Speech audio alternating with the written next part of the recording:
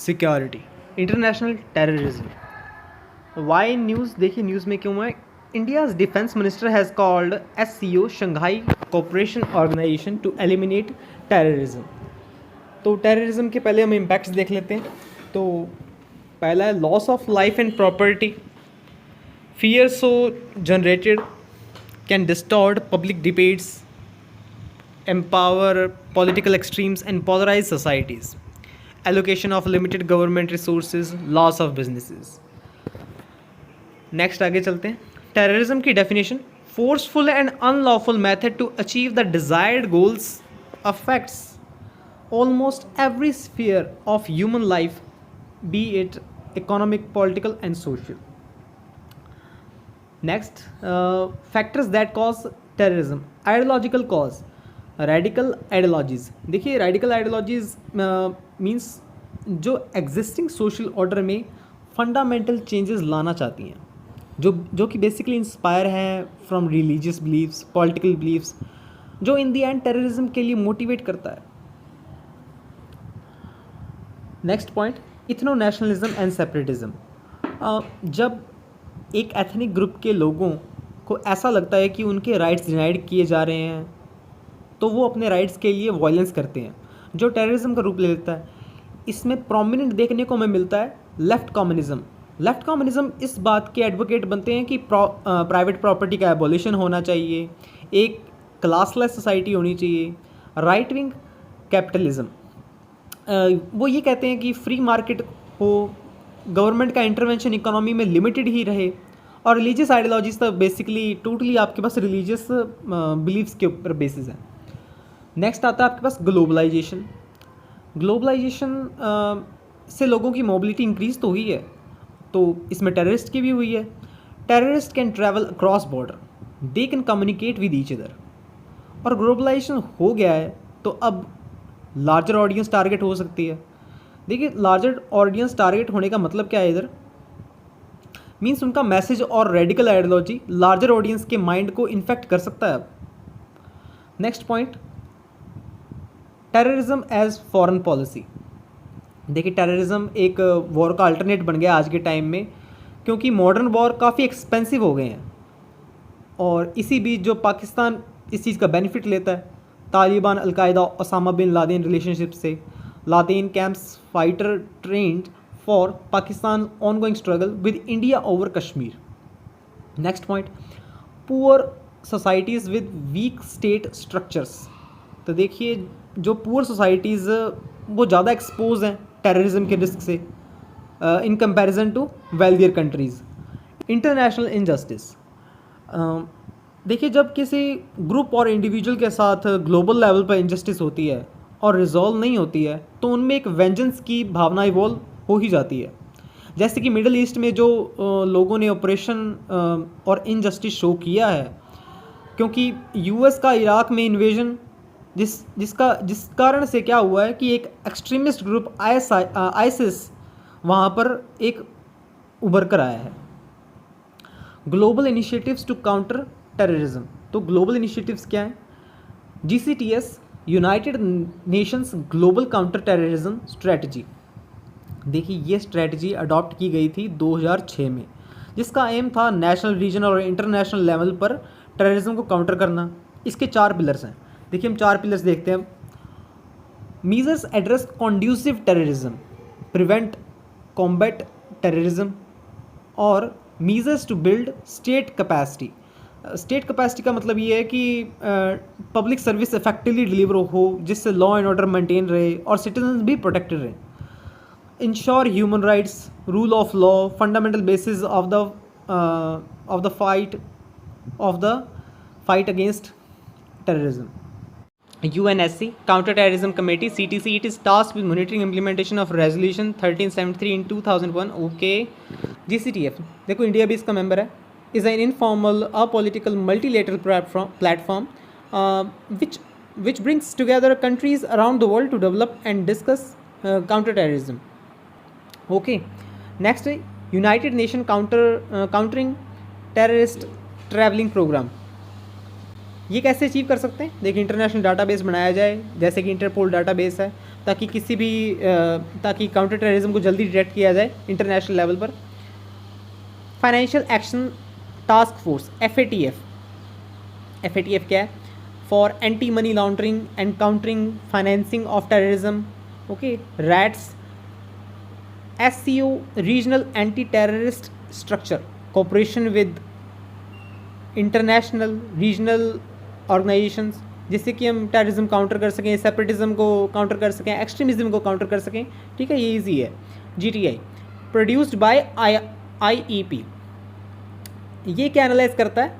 Terrorism के क्या impact हैं और क्या पॉलिसी फॉर्मुलेट हो सकती हैं जिससे कि इससे हम कॉम्बैट कर सकते हैं। नेक्स्ट है CCIT, comprehensive convention on international terrorism. It intends to criminalise all forms of international terrorism, denial of safe havens, denial of access to funds and arms to terrorists and the financer of terrorism. Okay, done. It is proposed by Indians on 17 December 1996. Next, challenges to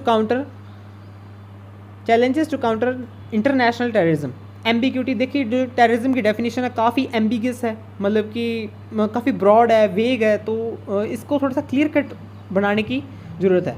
lack of comprehensive legal framework, the international legal framework related to terrorism is not consolidated.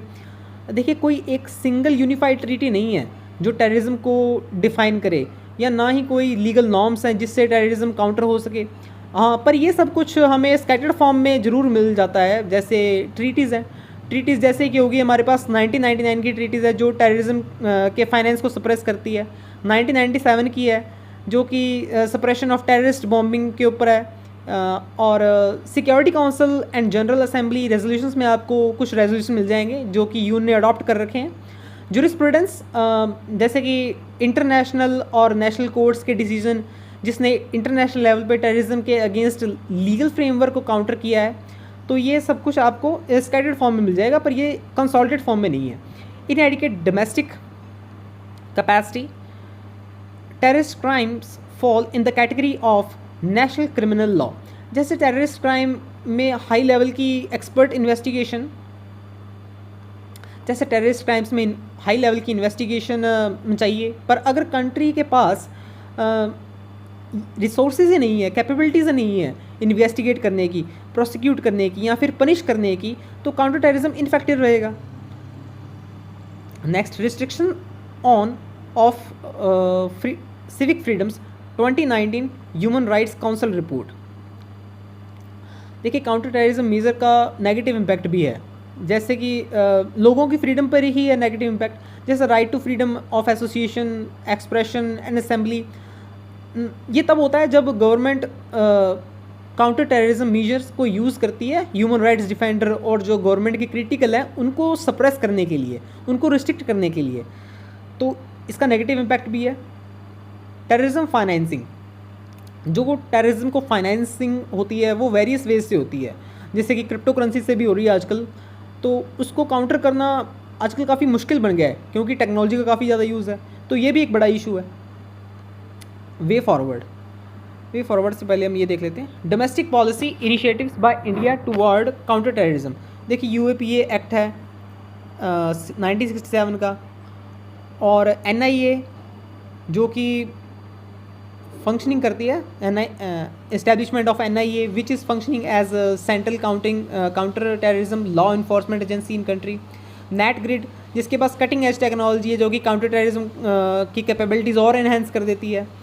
Creation of 2 new divisions, देखिए 2 new division कौन सी हैं, counter terrorism and counter radicalisation division and cyber and security division, जिनका main focus क्या है कि terrorism को counter किया जाए, रेडिकलाइजेशन को काउंटर किया जाए और साइबर सिक्योरिटी को काउंटर किया जाए।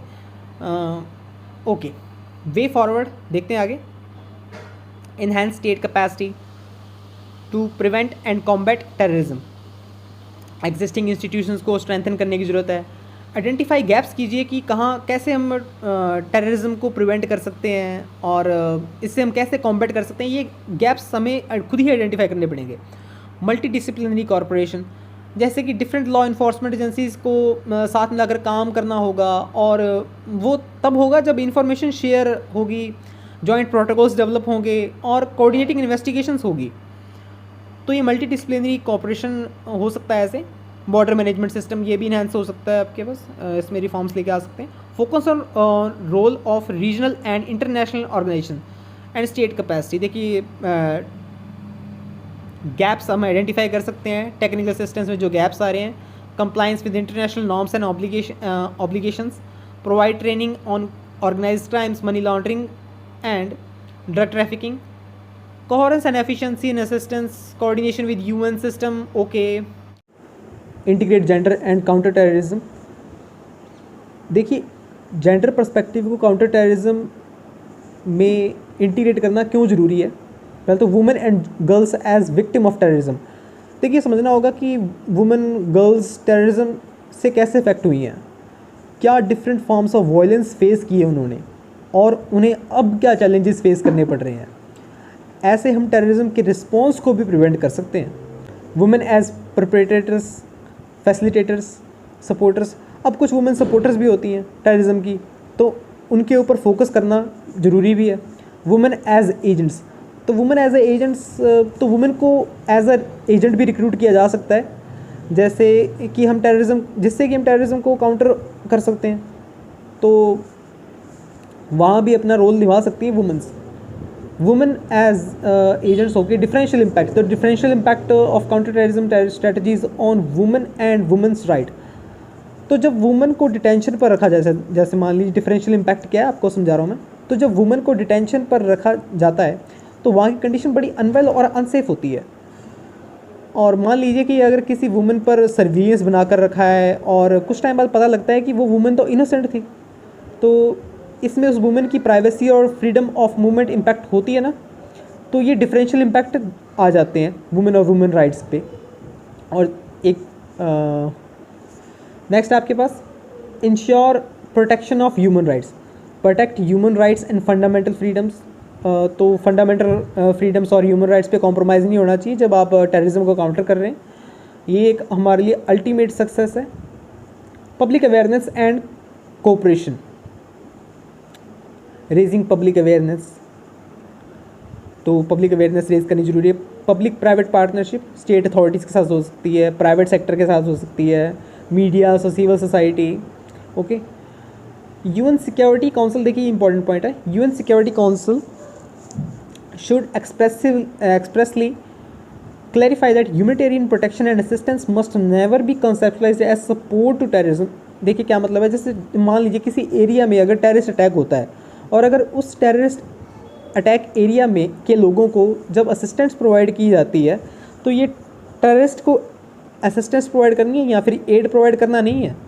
तो यूएन सिक्योरिटी काउंसिल कहती है, इस बात में क्लैरिफाई करती है कि वहाँ के लोगों को जहाँ पर टेररिस्ट अटैक हुआ है वहाँ पर असिस्टेंस प्रोवाइड करना कोई टेररिज्म को सपोर्ट करना नहीं है। और civil society must engage while developing resolution on counter terrorism, okay. Drug menace in India, menace means यहाँ पर है नेगेटिव कॉन्सिक्वेंसेस। तो ड्रग के नेगेटिव कॉन्सिक्वेंसेस जो कि इंडिया में है। रिसेंटली क्या हुआ है, मीथाम्फेटामीन नाम का 2500 किलो ड्रग केरला कोस्ट पर सीज़ किया गया है बाय द एनसीबी और इंडिया नेवी जॉइंट ऑपरेशन। ये मीथाम्फेटामीन का लार्जेस्ट सीजर है कंट्री में, seizure as a part of Samudragupta operation. तो देखते हैं ये ऑपरेशन समुद्रगुप्त क्या है। ऑपरेशन समुद्रगुप्त आपके पास लॉन्च किया गया था 2022 में by NCB to stop the illegal smuggling through sea. तो कॉन्ट्राबैंड का मतलब ही ये है कि इलीगल स्मगलिंग का बैन कर देना, या तो इंपोर्ट या फिर एक्सपोर्ट, दोनों ही काउंट होंगे इसके अंदर। It's a part of union government plan to make India free by 2047, okay. अब देखते हैं इसके रीज़न क्या है कि ड्रग मिनास के रीज़न क्या हो सकते हैं हमारे इंडिया में। जोग्राफिकल लोकेशन ऑफ इंडिया, तो इंडिया की पोजीशन आप देख सकें तो गोल्डन क्रिसेंट और गोल्डन ट्रायंगल के बीच में है। ये एकदम सैंडविच स्टाइल में है। पूरे वर्ल्ड का 90% ड्रग इन दो रीजन से कवर होता है, गोल्डन ट्रायंगल और गोल्डन क्रिसेंट। गोल्डन ट्रायंगल जिसमें आते हैं हमारे पास Burma, Thailand, Laos, Vietnam and golden crescent, Iran, Afghanistan और Pakistan. Next point, sea routes being used. Sea routes 70% drug जो ट्रैफिकिंग होती है इंडिया में वो बे ऑफ बंगाल और अरेबियन सी रूट से होती है। नेक्स्ट आता है use of courier postal services. Courier और पोस्टल सर्विसेज सिग्निफिकेंटली इंक्रीज हुई हैं, जैसे कि आप डाटा देख सकें 300% in 2020 and 200% in 2021 compare to 2019। Narco terror angle. Narco terror angle क्या है? आईएसआई और पाकिस्तान की टेरर ऑर्गेनाइजेशन लैंड और सी बॉर्डर से कंटिन्यूसली ड्रग्स को पुश कर रही हैं इंडिया में, तो ये एंगल भी है एक। पोरस बॉर्डर्स जैसे कि इंडो पाकिस्तान बॉर्डर है जहाँ से लगातार हीरोइन काफ़ी मेजर ट्रैफिकिंग होता आ रहा है। इंडिया नेपाल बॉर्डर जहाँ से गांजा की ट्रैफिकिंग मेजर होती है। अब यूज़ ऑफ टेक्नोलॉजी भी है इसके अंदर, जैसे कि ड्रोन्स, डार्क नेट, जिससे कि ड्रग्स सेल होते हैं, जहाँ crypto currency as a payment mode बन गई है। और नेक्स्ट है demand due to contrasting economic factors, unemployment on the one hand and the availability of use of easy money on the other. तो देखिए इंपॉर्टेंट पॉइंट आइए, देखिए high demands in north और वेस्टर्न इंडिया, जिसका कारण है unemployment, poverty, depression and social inequality. तो इन प्रॉब्लम को लोग कोप करने के लिए क्या करते हैं, जैसे कि पॉवर्टी है, डिप्रेशन है, सोशल इनइक्वालिटी है, डिप्रेशन, इन चीज़ों को कोप करने के लिए लोग ड्रग्स लेते हैं। जिससे होता क्या है, ड्रग्स का यूज़ करते हुए जो लोग अपने इमोशंस को नम करने की कोशिश करते हैं और ये ड्रग्स उन्हें कहीं रियलिटी से कहीं दूर ले जाता है। दूसरी बात आती है एक कि इजी मनी बन जाता है। इजी मनी अनएम्प्लॉयड पीपल के लिए बन जाता है, वो एक तरह से सेलर का काम करते हैं और ये एक ल्यूक्रेटिव बिजनेस भी है, क्योंकि इसमें कंज्यूमर टोटली एडिक्ट हो जाता है, जो कि अनएम्प्लॉयड वंस के लिए मनी का सोर्स बन जाता है। नेक्स्ट आता है challenges faced by investigation agencies. तो क्या चैलेंजेस फेस होते हैं इन्वेस्टिगेशन एजेंसीज़ को? देखिए सेंट्रल और स्टेट की एजेंसीज़ हैं, उनके बीच में जब कोई इन्फॉर्मेशन शेयर ही नहीं होगा तो ये ड्रग मिनास जो है ये कैसे हम सॉल्व कर पाएंगे? वो अपनी ही टसल लेके बैठे रहेंगे। तो ये चैलेंजेस हैं। Narcotics control bureau, ministry of home affairs, genesis established in 1986 under NDPS act 1985। NDPS की फुल फॉर्म क्या है आपके पास? Narcotic drugs and psychotropic substance act. Mandates जो एक्शंस हम कैरी कर सकते हैं legally. Coordination of actions by various offices, तो जो भी एक्शंस हम वेरियस ऑफिसेस के अंडर होंगे उनके अंदर कोऑर्डिनेशन होना चाहिए, जो कि सभी किसके अंदर आते हैं? NDPS एक्ट के, कस्टम्स एक्ट्स के अंदर, drugs and cosmetics acts. Implementation of the obligation in respect of counter measures against illicit traffic under the various international conventions. इसका क्या मतलब हुआ? मीन्स ये रिस्पॉन्सिबिलिटी बनती है स्टेट्स की कि वो इलीगल जो ड्रग ट्रैफिकिंग हो रही है उसको कॉम्बैट करें। Next, assistance to concerned authorities in foreign countries. Means अगर ग्लोबल लेवल पर ड्रग प्रॉब्लम पे कॉम्बैट हुआ तभी तो हम अपनी कम्युनिटी को भी सेफ कर सकते हैं, तो ये भी एक असेंशियल मैंडेट है। Next, coordination of actions taken by other. हाँ, जो भी जैसे मिनिस्ट्रीज, डिपार्टमेंट, ऑर्गेनाइजेशन है, इनके बीच में कोऑर्डिनेशन होना चाहिए ताकि हम ड्रग मिनास जैसी प्रॉब्लम को कोप अप कर सकें। नेक्स्ट है powers similar as that of civil code. Means इसके पास पावर है इन्वेस्टिगेट करने की, क्राइम्स को प्रोसिक्यूट करने की भी। नेक्स्ट बात करते हैं steps taken to tackle drug menace. Ministry of home affairs has adopted 3-pronged approach. तो 3-pronged अप्रोच अडॉप्ट की गई है। स्ट्रेंथनिंग द इंस्टीट्यूशन स्ट्रक्चर को स्ट्रेंथनिंग किया जाए। कोऑर्डिनेशन होना चाहिए, इसको भी स्ट्रेंथन किया जाए कि वेरियस मिनिस्ट्रीज़ और वेरियस मिनिस्ट्रीज़ एंड डिपार्टमेंट्स हैं उनको स्ट्रेंथन किया जाए, उनका कोऑर्डिनेशन को स्ट्रेंथन किया जाए। अवेयरनेस कैंपेन, लोगों को भी एजुकेट किया जाए इसके बारे में। नेक्स्ट आ गया हमारे पास NDPS एक्ट 1985। तो इसमें क्या, imprisonment and forfeiture of property.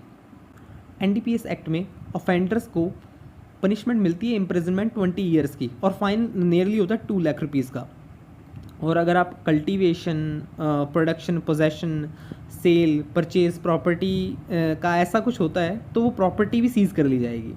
Section 27A financing illicit traffic and harbouring offenders.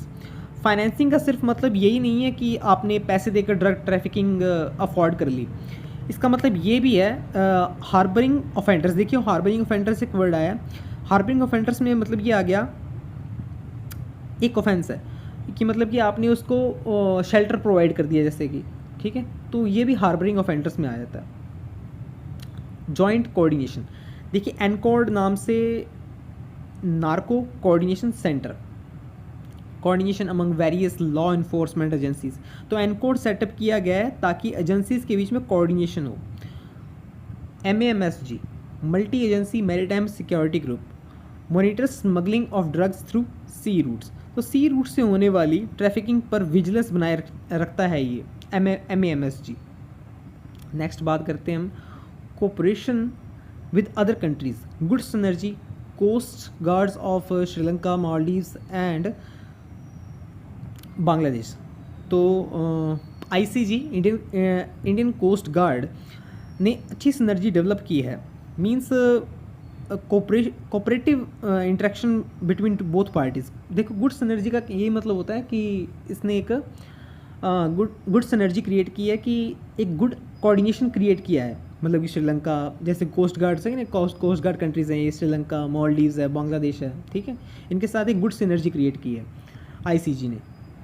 Increasing NCB capacity, तो न्यू रीजनल ऑफिस बनाए गए हैं, अमृतसर में बना दिया, चेन्नई में बना दिया रिसेंटली, तो पहले कहाँ था, दिल्ली, मुंबई और कोलकाता में। लॉन्च ऑफ निदान, निदान आपके पास क्या full form, national integrated database on arrested narco offenders portal. तो ये किसके द्वारा यूज़ किया जाता है, सेंट्रल एंड स्टेट प्रोसिक्यूशन के लिए।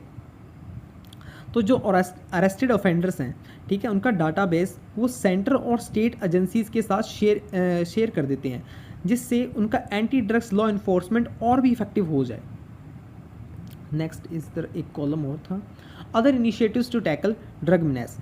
देखिए क्या है, NAPDDR national action plan for drug demand reduction for 2018-2025, जिससे कि क्या है कि एडवर्स कॉन्सिक्वेंसेस में रिडक्शन आए। इसका इनका प्लान ये है। नशा मुक्त भारत कैंपेन, तो 3 pronged अप्रोच है ये भी। सप्लाई कर्ब में क्या है आपके पास, पहले जैसे कि NCB रेड करती है, सीज़ करती है ड्रग्स को, जो भी ड्रग ट्रैफिकर्स को अरेस्ट करती है, तो ये सप्लाई कर्ब हो गया NCB द्वारा। आउटरीच एंड अवेयरनेस, तो आउटरीच एंड अवेयरनेस में आपके पास है outreach and awareness and demand reduction. तो आउटरीच एंड अवेयरनेस का काम कौन करता है, social justice and empowerment. Social justice and empowerment aim to educate the public and provide support. तो कह रहा है ना आउटरीच एंड अवेयरनेस, तो आउटरीच अवेयरनेस तो ऐसी होगी, public and to educate public and provide support who are struggling with addiction by health department, कि वो जो लोग एडिक्शन से स्ट्रगल कर रहे हैं उनको वापस से रिफॉर्म करके सोसाइटी में लाया जाए। मैप ड्रग अ मोबाइल ऐप, तो मैप ड्रग नाम से एक मोबाइल ऐप है जो कि आइडेंटिफाई करती है कि कहाँ कहाँ ये ड्रग ट्रैफिकिंग हो रही है, फिर उन प्लेसेस को डिस्ट्रक्ट किया जाता है, इलीगल फार्मिंग को फॉरफीचर किया जाता है।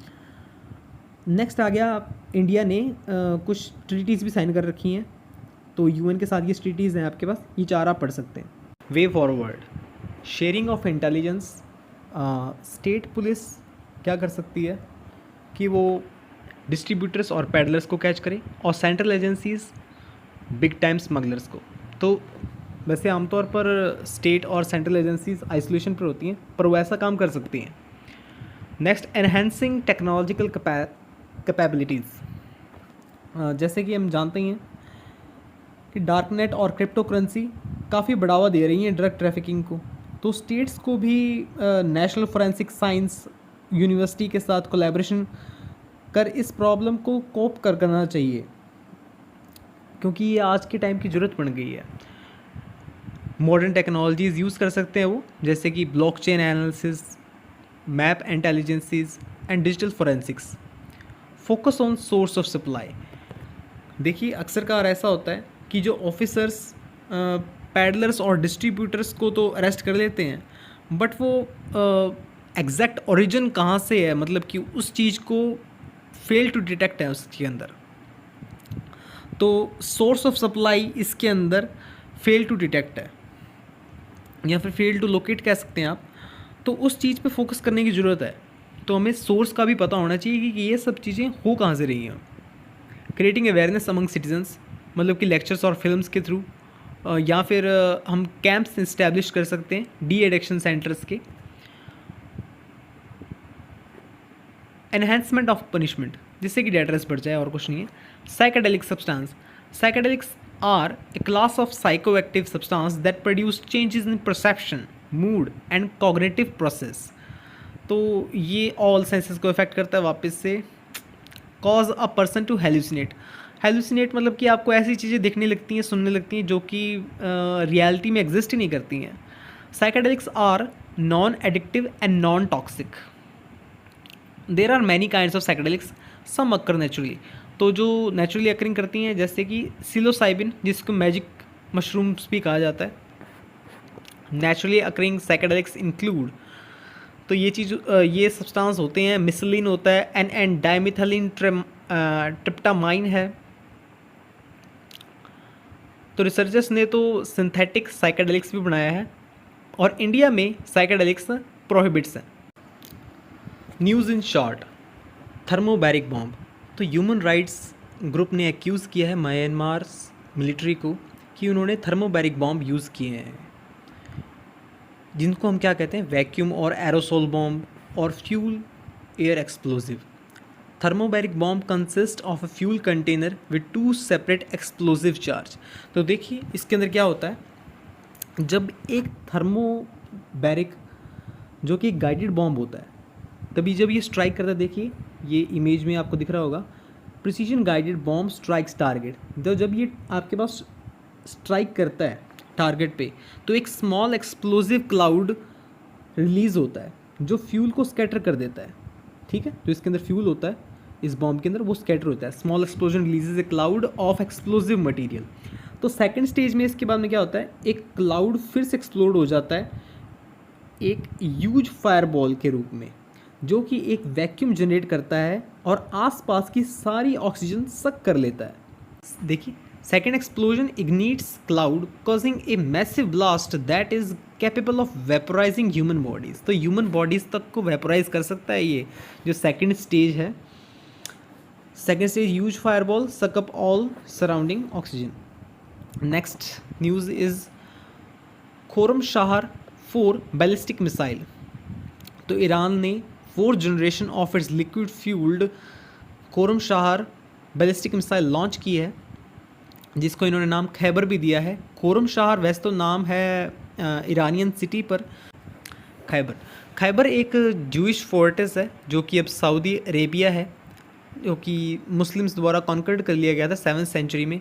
खोरम shower 4 has 2000 kilometre range and 1500 kilogram warheads. तो देखिए वॉरहेड्स क्या होते हैं, वॉरहेड्स वेपन का वो पार्ट होता है जो सारा एक्सप्लोजिव और न्यूक्लियर मटेरियल कंटेन करता है। तो 1500 किलोग्राम का वॉरहेड है। It is modelled after north Korea's Musudan ballistic missile. Next आगे चलते हैं, Indian naval sailing vessel Tarini. तो तारिनी रिटर्न कर गया इंडिया में। तो इसकी क्या जर्नी थी, 188 डेज़ की जर्नी थी, Goa to Rio de Janeiro via Cape Town and back here. तो INSV Tarini is known for 2017 expedition Navika Sagar Parikrama, best ever first ever circumnavigation of the globe by an all women crew. Next exercises in news. तो क्या exercises news में चल रही हैं, समुद्र शक्ति 23, ये इंडोनेशिया इंडिया की बायलैटरल एक्सरसाइज है। जल राहत flood relief exercise jointly conducted by Indian army, शस्त्र सीमा बल, NDRF, DDMA और पुलिस। और ये कहाँ हो रही है, at Hagrama bridge on Manas river in Assam. Next exercise है Sudarshan Shakti 2023 conducted by Sapta Shakti command of the Indian Army along the western borders in Rajasthan and Punjab. Maritime exercise Al Mohid Al Hind तो ये कहाँ हो रही है आपके पास, ये किस किस के बीच में हो रही है, Indian navy and RSNF, royal Saudi naval force. Next news is ASEAN India maritime exercises. तो इसका इनाग्रल हुआ है, इंडिया मैरीटाइम एक्सरसाइज का इसका इनाग्रल हुआ है अभी। कहाँ हुआ है ये, चंगी नावल बेस। तो ये नावल बेस सिंगापुर की नेवी का नेवल बेस है।